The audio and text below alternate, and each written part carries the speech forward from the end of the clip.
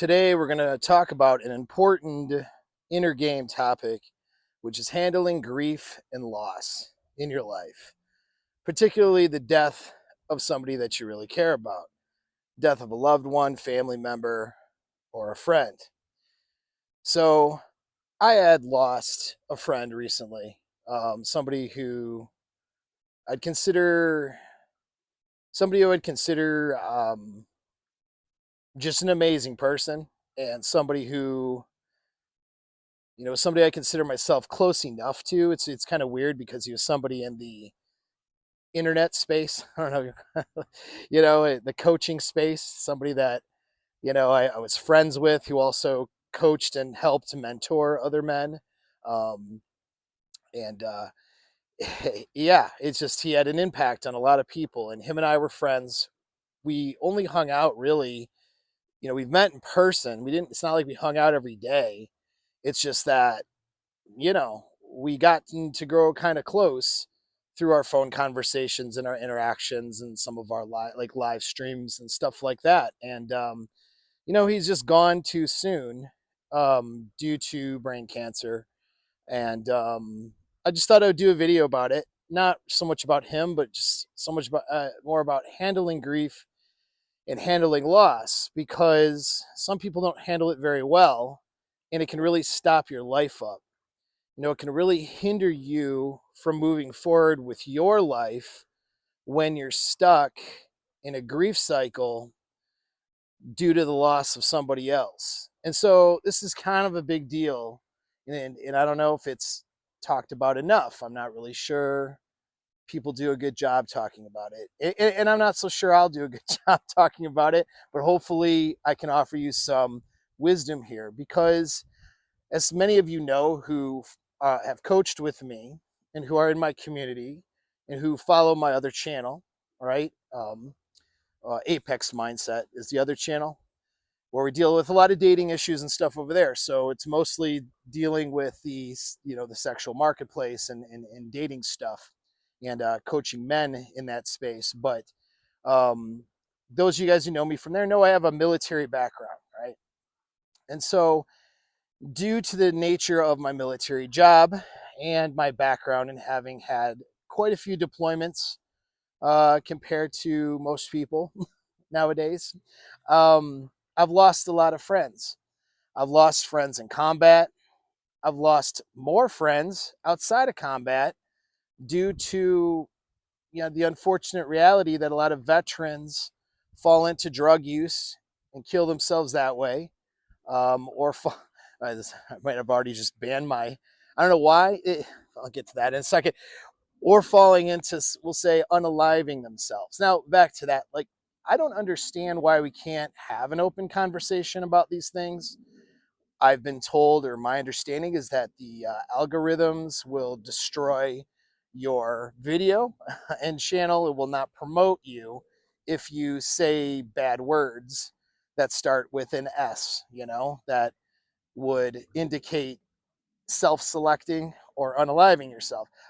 That's crazy to me. So right there, we already have a problem, don't we? Is that we can't talk about some of these things openly. We can't talk about these important inner game issues that people struggle with without being penalized on an open platform on social media, right? So that already tells you that our society doesn't have a good mindset about this, which is why many of you guys who are grieving, who have gone through some of these struggles, don't know what to do. You know what I mean? Because people don't really talk about this in the right way. I have a lot of experience with loss just because of that background.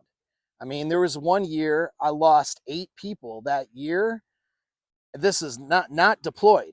Deployed, I lost a few people too, but there was one year where there were 8 people that unalived themselves due to drug use and almost intentional overdose, we could say, or through self-selection. So that sucks, right? Like, that sucks. That's not good, obviously. And it breaks up families, it breaks up friends. And a lot of you guys listening to this right now, You have no idea how many people care about you, you know, until you're not there anymore. And then all these people are, it's not because you're not, it's not that you're not there anymore because you're 90 years old and you had health complications and all that. It's because you went too soon.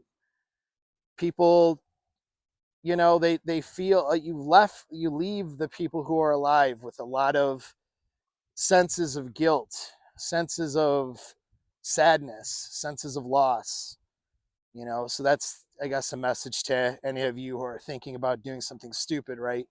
Like doing a permanent solution for temporary problems.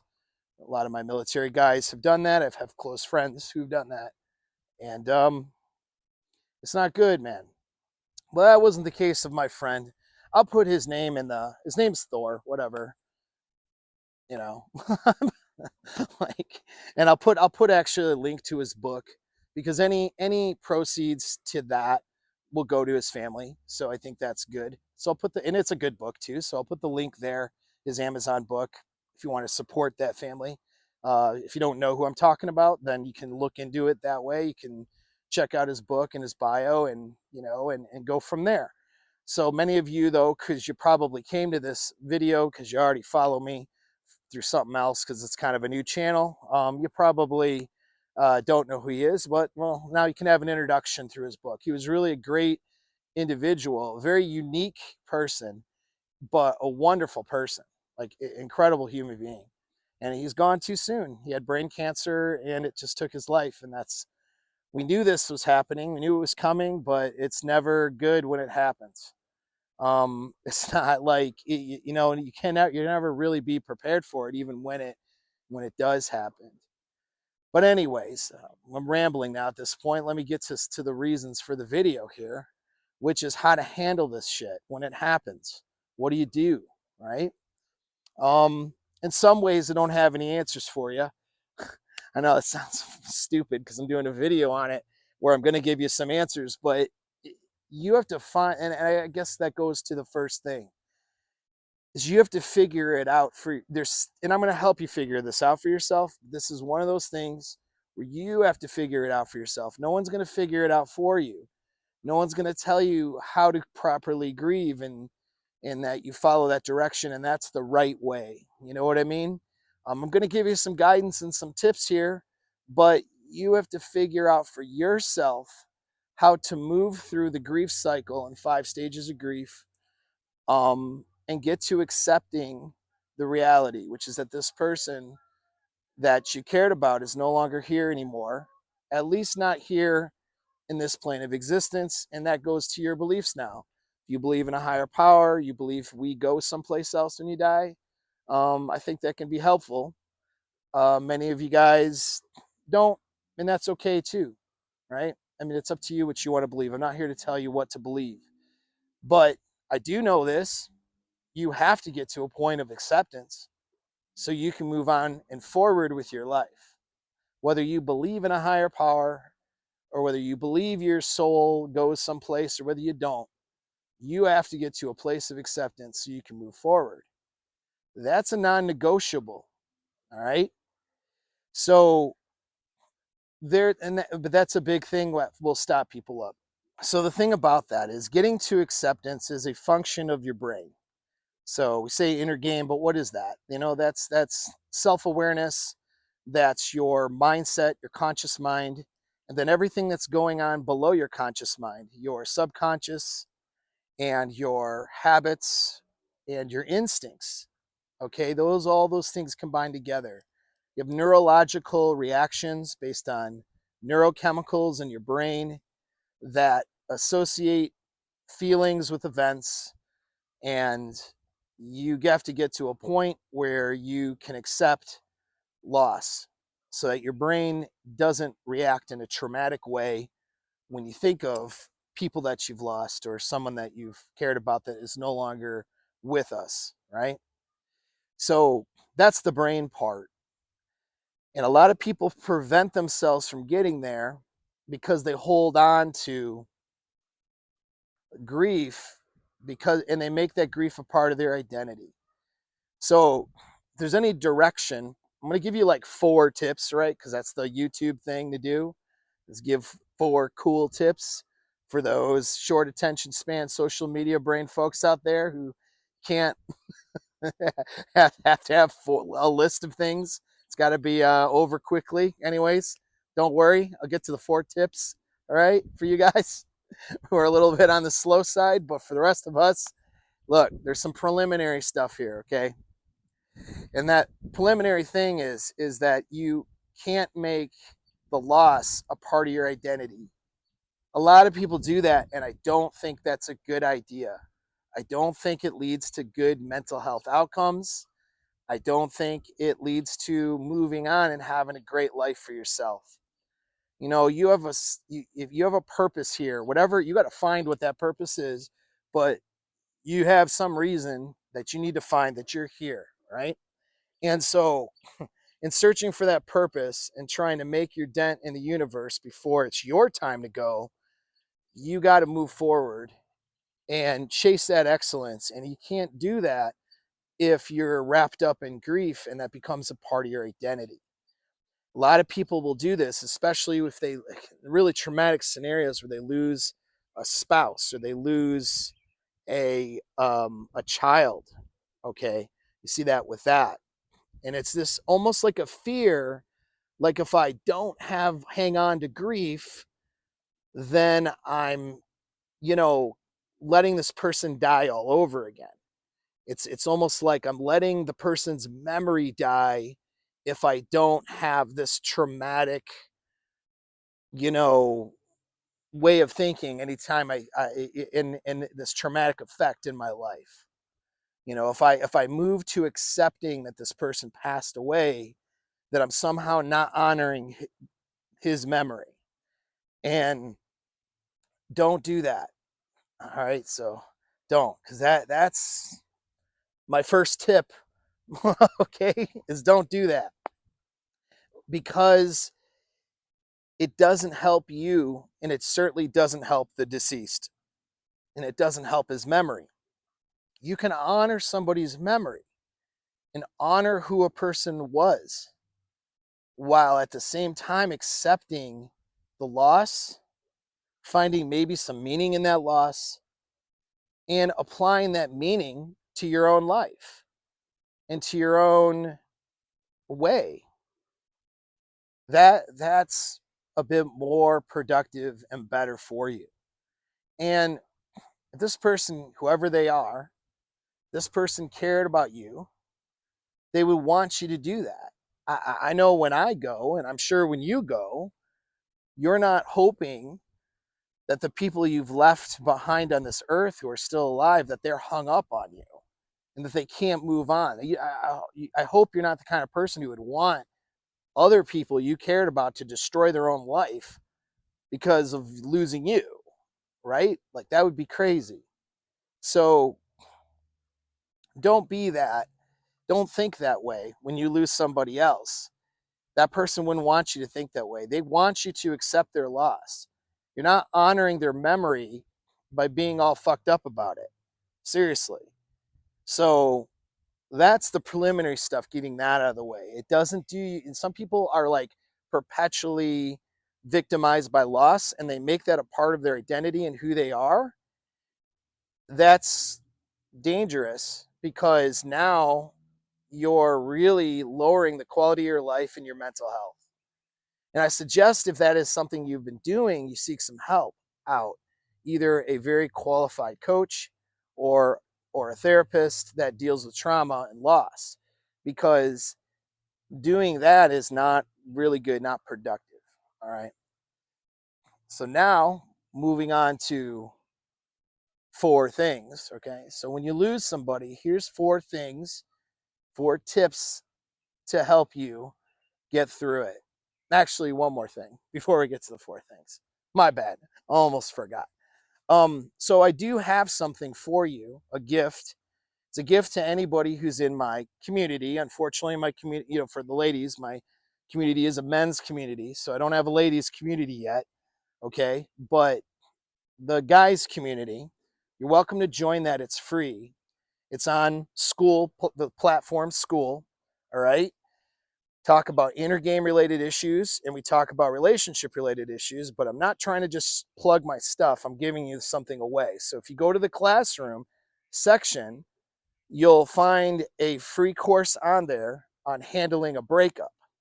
Now, it so happens that the steps that I have in there that allows you to get over the loss of a relationship in 6 to 8 weeks are the same steps you can use to get over.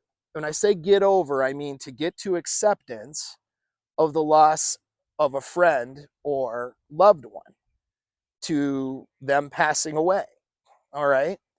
Those same steps, because the brain is really dealing with a sense of loss. And it's actually, usually, it's actually almost more traumatic for most people to lose a relationship than it is to lose a person to them passing away. Not always, obviously, not every situation, but most of the time. So you might find if you're going through this, that going through those steps, there's 3 phases, it lasts about 6 to 8 weeks, you'll be to a place of acceptance and feeling stronger and better despite the loss of your friend or your family member, loved one. So, despite the loss, you're going to feel better after going through that. And it's not just about feeling better, like, hey, give me drugs to feel better, give me alcohol, not that kind of feeling better. It's feeling better because your mind is stronger, it's more resilient, and you're ready to take on the world in a different way. You've processed the loss and you've learned lessons from it. That's where the benefit is. By processing through these emotions instead of ignoring them, burying them, or just like handling them the way however they're going to get handled. You don't always learn from your experiences that way. You don't always strengthen your mind that way. This is going to help you strengthen yourself, be more resilient. Okay. So that's for free and for you and for everybody. So go there as long as it's up there. It's for you to have. All right. It's a course that people would pay for, but I'm giving it to you just for being a member of the community. So another free tip that's not part of the 4 things I was going to talk about, but that is I give you the formula for processing loss right there in my community in the classroom section. So I advise you to go there, do that. Link is in the video description. Now, the 4 things. Okay. Thing number 1. All right. Thing number 1 is do not make the loss of your friend, family member, loved one about you. That is something that people tend to do a lot of the time. Somebody passes away, and then it's like all about me grieving, all about that person and their grief. And it's like as if they're the only, some people act like they're the only one experiencing grief. um some people make that a part of their personality. With social media nowadays, it's very irritating because then people will get up and post lengthy posts, I'm honoring this person, they passed away. It's not really about honoring that person, it's really about seeking attention on social media a lot of the times. So don't do that. Okay, don't use your friends or loved one's death to make it about you somehow. Because that friend or loved one probably has, if their parents are still alive, they got a parent. They got brothers, sisters, maybe. They got a love, like a romantic partner that just lost them. They might have children that just lost them. They might have closer friends that lost them. They have people that lost that person, that is a bigger loss than what you experienced, yet you're making it all about you instead of handling your grief and supporting those around you who are experiencing loss too. It's not a good look, and it doesn't help you get through that grief better. It makes you kind of look like a selfish prick, maybe, depending on how you handle it, depending on how bad you are, right? And depending on what you're doing. So, and that can be very frustrating to others to watch. It's like, oh, yeah, that person hasn't been around in years, and now all of a sudden they're all broken up. Or, oh, that person, didn't do crap while this friend of mine was dying, and now all of a sudden it's all over their social media, and they're, taking up a collection for it, right? They're making it their personality. It can be very irritating to see that. And so don't be a part of that yourself. Don't make it about you, even though you are experiencing grief. Handle your grief and do that by supporting others who are grieving too and who may be grieving worse than you are. Okay. So that's tip number one. Tip number two is going to be like kind of the opposite of tip number one almost in a way. Well, it's kind of a strange tip given tip number one. But tip number two is don't judge the way others are grieving. All right. We don't have directions on how to grieve properly. No one taught us, right? No one taught you. Um, it's kind of a very individualized thing. So people are going to do weird stuff sometimes. Sometimes people will drop off the face of the earth and not call anybody, not call anybody to give any support. For example, other people might be very public about their grief. Now I just gave the advice and not making it about you because you don't want to be that person, but some people are going to be that person. A lot of that isn't because they're bad people. Okay. When people grieve poorly, we could say, it's not because they're terrible people. It's because they just don't know what to do.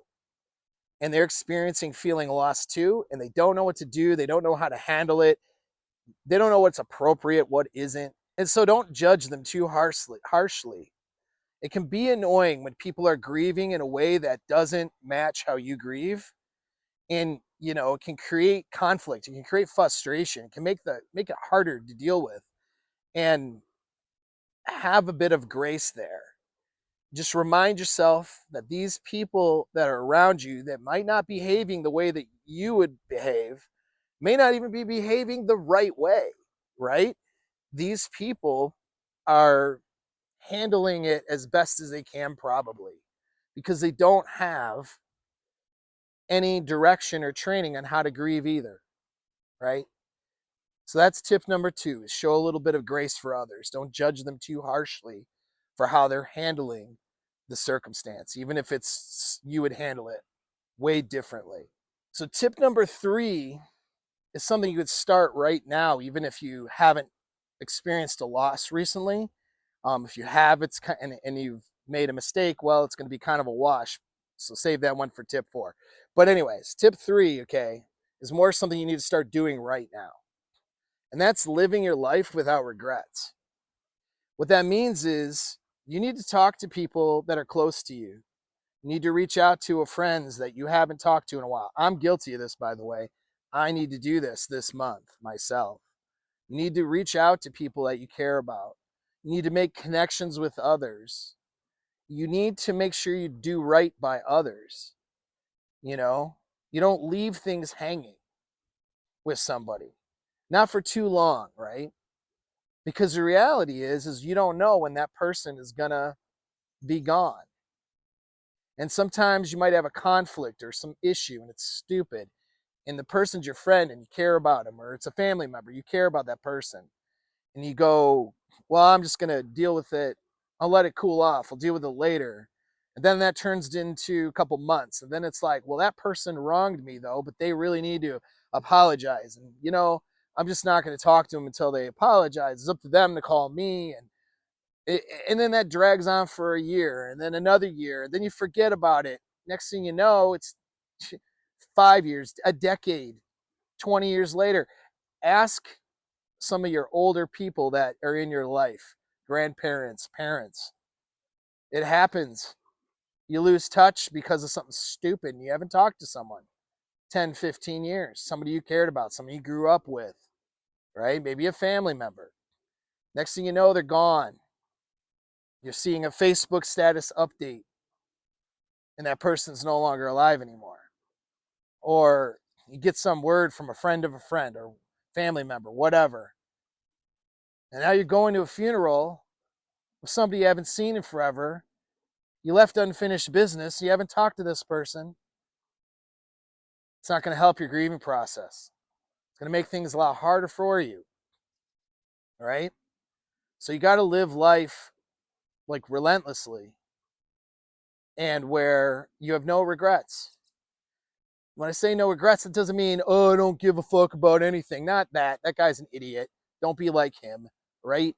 No regrets, meaning like you live your life where you don't leave business unfinished. You don't leave relationships hanging because that person could get in an accident tomorrow and be gone, and that's it. And maybe we believe in a higher power. I do. I believe that we go someplace. Okay, maybe that's, but I can't prove that. Truthfully, we can't prove it. That's the whole thing. So we're left up to faith in that, which we don't really know. And we don't know what that looks like. Okay, we go to someplace that different. What about our consciousness? What about all those things? Does it get absorbed into something? Like, that's a whole nother discussion. We really don't know what happens. So this life is all you got as you know it, for sure. Okay? Whatever your hypothesis is about the next thing, you don't have proof to that. We know for sure, though, you have this life. So you can't leave things unfinished. Okay? Because it's going to leave you with regrets later when that person goes and more guilt and stuff to deal with. And that can make the grieving process terrible for you. All right? So that's tip number 3, is you got to live your life with no regrets and don't leave unfinished business because you don't know when somebody is going to go. Leaves to the last tip, tip number 4, which is if you do have regrets, if you had left something unfinished, if you've wronged the person or just didn't do enough for that person or couldn't do enough for that person, didn't spend enough time with that person, didn't talk to that person enough. And many of you will feel this way even if it's not true when there's a loss, by the way. If that's the case, if that happened, all right, you got to forgive yourself because it doesn't do you any good and it doesn't do them any good to hang on to that. So you got to forgive yourself for not doing enough and forgive yourself and remove the shame and the guilt. And how you do that is part of how you do that is by living your life differently going forward. Shame and guilt doesn't solve problems and it doesn't help anything. Doesn't Shame and guilt doesn't cause you to fix anything. Accountability does, though. Okay. Shame and guilt happens because you're the same person who would do the same thing wrong. So you're hanging on to that shame and that guilty feeling because you're not doing anything to improve yourself or change so you won't make those same mistakes again. Accountability says, I've made mistakes. I've done things not the way that I want to do them in the future. And now I'm going to change that. And then you put in the effort to making changes. That's how you remove shame, remove guilt, by making changes and living your life better moving forward. That's the difference between accountability and shame and guilt. So tip number 4 is don't have shame and guilt. You got to forgive yourself. Take accountability if you messed up. And you can't undo or press the rewind button once a person's gone. But what you can do is live your life differently going forward to honor that person's memory. You can at least do that much. I hope this helps. Ultimately, you got to figure it out for you. But I got a lot of tools here that'll help you, some free tools in the community, and hopefully this video will help you if you're going through something like this. I shouldn't even say if, but when you go through something like this, hopefully this will be something that you can look back on. All right, till next time.